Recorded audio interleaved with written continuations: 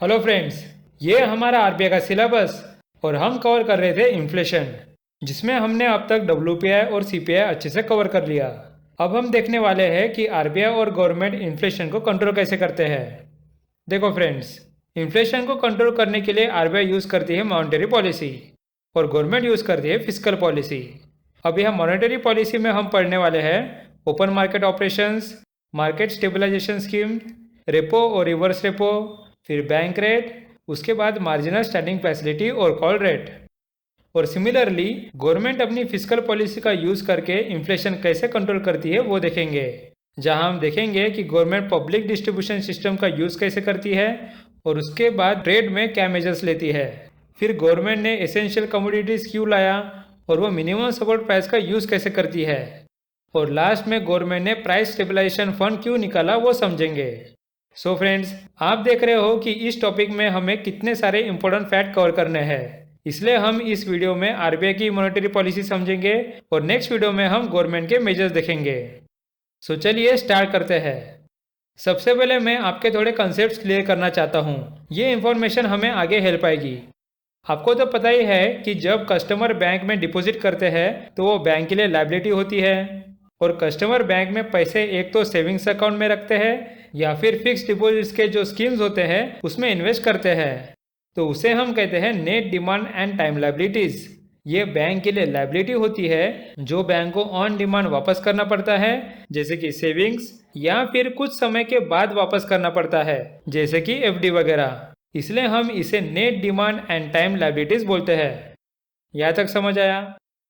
तो अब customer bank में अपने पैसे रखते हैं तो उन्हें बस एक ही चिंता रहती है कि हमारे पैसे डूब न जाए।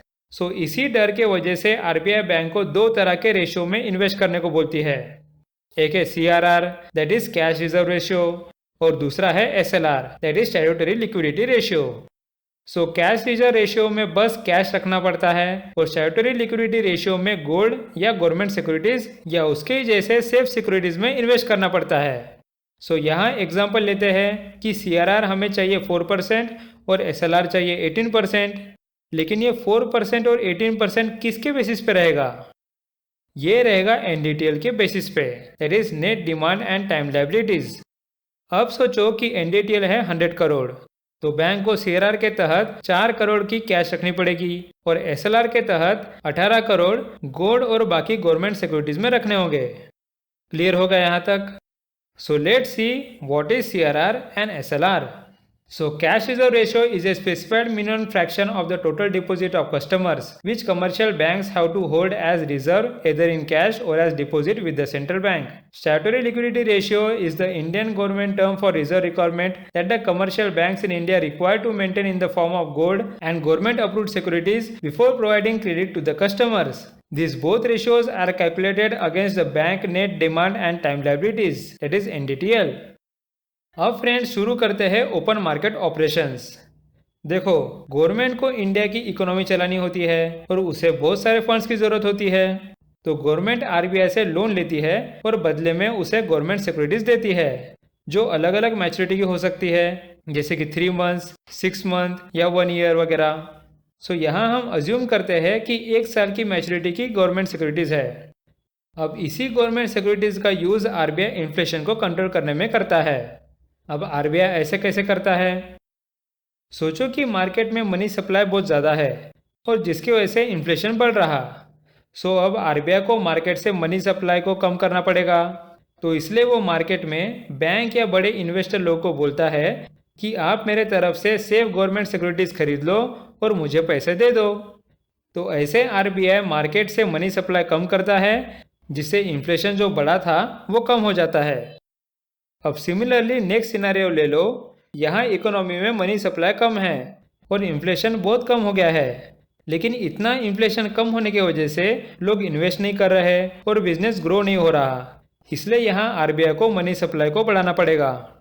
सो वापस आरबीआई बैंक और बाकी इन्वेस्टर को बोलती है कि मैं आपके तरफ से गवर्नमेंट सिक्योरिटीज खरीदता हूँ और आपको पैसे देता हूँ, और ऐसे करने से मार्केट में मनी सप्लाई बढ़ जाता है और इन्फ्लेशन बढ़ने लगता है।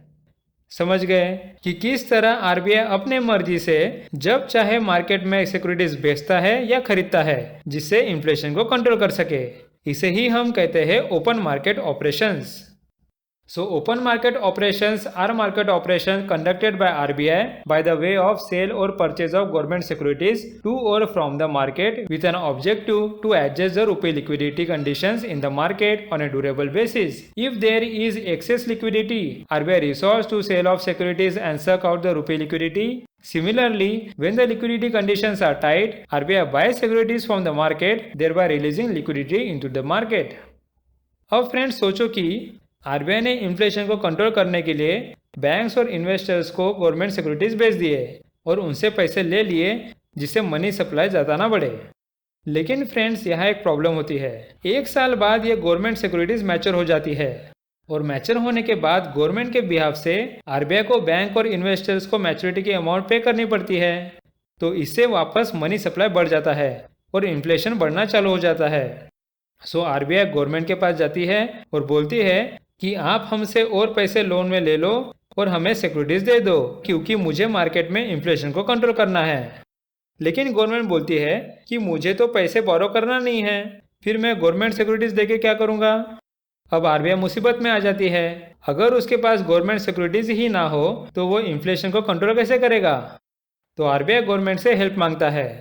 तो गवर्नमेंट आरबीआई को 2004 में ये बोलती है कि अगर ऐसी सिचुएशन आए जहां तुम्हें इन्फ्लेशन को कंट्रोल करना है और तुम्हारे पास सिक्योरिटीज ना हो तो तुम मेरे नाम पर बिना परमिशन के सिक्योरिटीज निकाल लो और उसे मार्केट स्टेबल करने में यूज करो।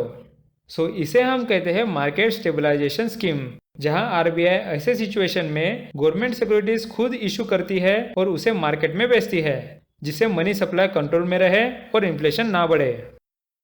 So market stabilization scheme is a monetary policy intervention by the RBI to withdraw excess liquidity or money supply by selling government securities in the economy. The MSS was introduced in April 2004. This is mainly done when government don't want to borrow money from the market, but still RBI uses this mechanism just to reduce money supply in the market. अब हम समझते हैं कि bank rate क्या होता है। सोचो कि बैंक के पास होम लोन लेने के लिए बहुत सारे बोरोअर्स आ गए और बैंक को लोन देने में कोई प्रॉब्लम नहीं, लेकिन बैंक के लिए ये इन्वेस्टमेंट लॉन्ग टर्म का है और उसके लिए उसे लॉन्ग टर्म के लिए पैसे चाहिए। तो बैंक आरबीआई के पास जाती है और बैंक रेट में लॉन्ग टर्म के लिए लोन लेती है। यहाँ इसकी स्पेशलिटी ये है कि बैंक को गवर्नमेंट सिक्योरिटीज रखने की ज़रूरत नहीं। समझ गए, बैंक रेट ये एक लॉन्ग टर्म लोन इंटरेस्ट होता है। अब फ्रेंड्स यहाँ आरबीआई बैंक रेट का यूज़ करके मनी सप्लाई को कंट्रोल कैसे करता है। देखो, आरबीआई ने अगर बैंक रेट बढ़ा दिया तो बैंक को आरबीआई से लॉन्ग टर्म का लोन लेने के लिए ज़्यादा इंटरेस्ट पे करना होगा और उसकी वजह से होम लोन बोरोअर्स को भी ज़्यादा इंटरेस्ट रेट पे करना होगा और ज़्यादा बोरोअर होम लोन नहीं लेंगे जिससे इकोनॉमी में इन्वेस्टमेंट कम होगा और मनी सप्लाई कम हो जाएगा और उसके ही साथ में इन्फ्लेशन भी। समझ गए। So bank rate is a rate charged by the central bank for lending funds to commercial banks. This bank rate is a long-term loan rate which is used when banks keep no collateral against the loan. Bank rates influence the lending rates of commercial banks. Higher bank rate will translate to the higher lending rates by the banks. In order to curb liquidity, the central bank can resort to raising the bank rate and vice versa. अब friends हम repo rate समझते हैं। देखो, जब भी bank को short term के लिए लोन चाहिए रहता है तब वो आरबीआई से रेपो रेट में पैसे लेती है और पैसे वापस देने तक गवर्नमेंट सिक्योरिटीज आरबीआई के हवाले करती है। अब आरबीआई जब शॉर्ट टर्म के लिए पैसे लेन कर रहा है तो वो रेपो रेट का यूज़ करके मनी सप्लाई को कंट्रोल कैसे कर सकता है। देखो, सोचो कि बैंक से शॉर्ट टर्म के लिए बोरोअर्स लोन ले रहा है जैसे कि पर्सनल लोन या पेंशन लोन, लेकिन उसका इंटरेस्ट रेट डिपेंड करेगा रेपो रेट पे। सो अगर रेपो रेट है 3.5% तो बैंक लोगों को कम इंटरेस्ट रेट में शॉर्ट टर्म लोन देगी जैसे कि 6%। तो इससे ज़्यादा से ज़्यादा लोग शॉर्ट टर्म लोन लेंगे और उससे मनी सप्लाई बढ़ेगा और इन्फ्लेशन भी। अब अगर आरबीआई को थोड़ा इन्फ्लेशन कम करना है तो वो रेपो रेट को बढ़ाकर 4.5% कर देगा। तो अब बैंक को शॉर्ट टर्म लोन का इंटरेस्ट रेट बढ़ाकर 8% करना होगा।